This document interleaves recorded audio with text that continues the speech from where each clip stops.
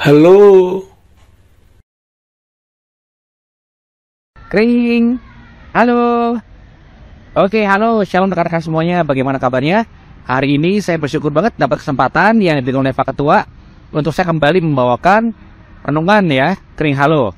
Ya rekan-rekan, hari ini saya masih di dekat rumah saya nih, di kebun dekat rumah saya. Taman ya, kebun ya, taman dekat rumah saya. Dan hari ini saya mau sharing aja rekan-rekan berhubungan dengan apa yang saya pernah share juga atau sampaikan beberapa saat yang lalu mungkin di channel renungan saya untuk GPF Hope ya, untuk GPF Banyumanik. Oke rekan-rekan, saya pernah sampaikan atau pernah singgung ya, bahwa kadangkala karena panggilan orang kan beda-beda sebagai hamba Tuhan. Ada hamba Tuhan itu dipanggil sebagai etalasenya Tuhan. Artinya apa? Yang dia alami itu bagus-bagus semua, sepertinya ya. Jadi kayaknya dia itu hidupnya diberkati banget, duit banyak melimpah, naik turun pesawat terbang, naik turun mobil dan lain-lain rekan-rekan ya. Tapi ada juga yang jalannya beda. Nah, kadang-kala hamba Tuhan jadi ada yang merasa iri. Walaupun nggak dipublish ya, nggak ada yang tahu. Tapi kadang-kala ada juga yang merasa iri. Kok dia begitu sih, kok gue enggak? Bahkan kadang-kala ada orang yang kalau kesaksian malah bikin orang lain jadi iri. Walaupun kita hamba Tuhan. Saya tahu kalau hamba Elohim itu nggak pernah ngomong, gue iri loh, mungkin enggak ya. Kita rendam, kita simpan dalam hati. Tapi perasaan itu ada juga ya. Tapi rekan-rekan, baru-baru ini saya mendapat masukan dari seorang rekan saya, jemaat biasa di gereja lain ya. Dan dia berkata begini rekan-rekan. Ya, dia bilang, kadangkala kalau baca firman Tuhan itu, baca Devar Elohim, kadangkala kita salah di intonasi. Oleh karena itu bagusnya kita baca firman Tuhan itu dari bahasa aslinya ya. Bahkan teman-teman dalam satu surat yang saya yakin ya, surat Korintus itu ditulis dalam bahasa Yunani bukan Ibrani ya, tapi tolong saya kalau saya salah, di salah satu kitab, di salah satu surat yang ditulis oleh Rasul Paulus untuk jemaat di Korintus, dikatakan ya, sebab cukuplah kasih karuniaku bagimu ya. Itu ayat depannya itu dulu ya. Nah rekan-rekan, kalau kita baca cukuplah kasih karuniaku bagimu, itu kayaknya biasa aja ya.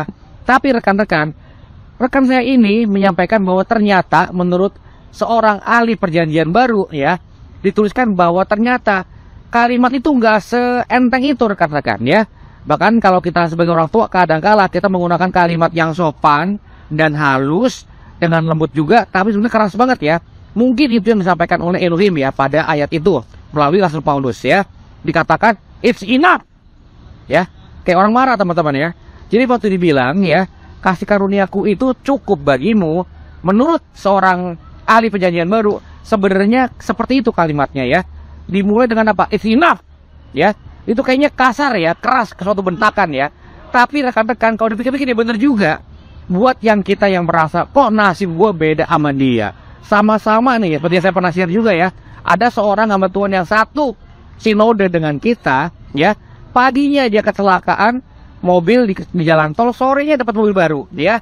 Sementara gue udah setahun lebih mobil gue hilang dan gue belum dapat yang baru. Nah rekan-rekan, hal-hal seperti itu yang kadang-kadang membuat kita layak kok ditegur dengan agak keras ya.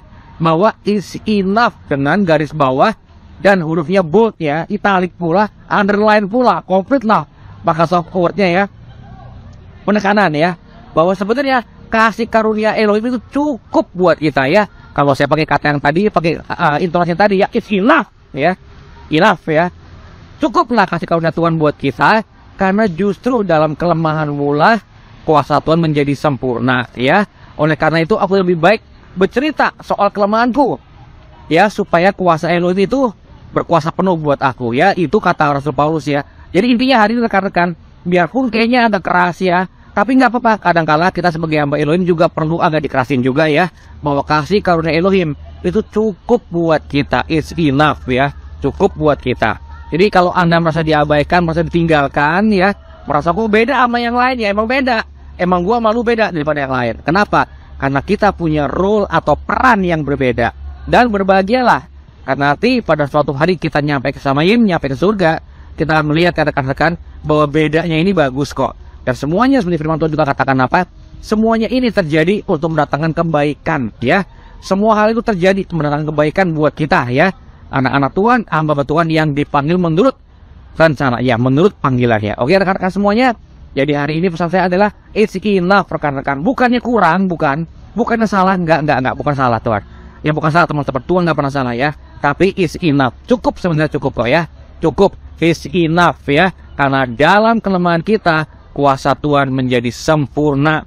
Oleh karena itu, Sugeng juga lebih baik cerita soal kelemahannya Sugeng. Kelemahannya Sugeng ya, kekurangannya Sugeng karena apa? Karena disitulah Sugeng memanggil kuasa Elohim, kuasa Bapa Yahweh, Besem Yeshua Mashiach, Ruh HaKodes untuk sempurna bekerja dalam hidup Sugeng ya. Dan buat Anda juga, haleluya, amin.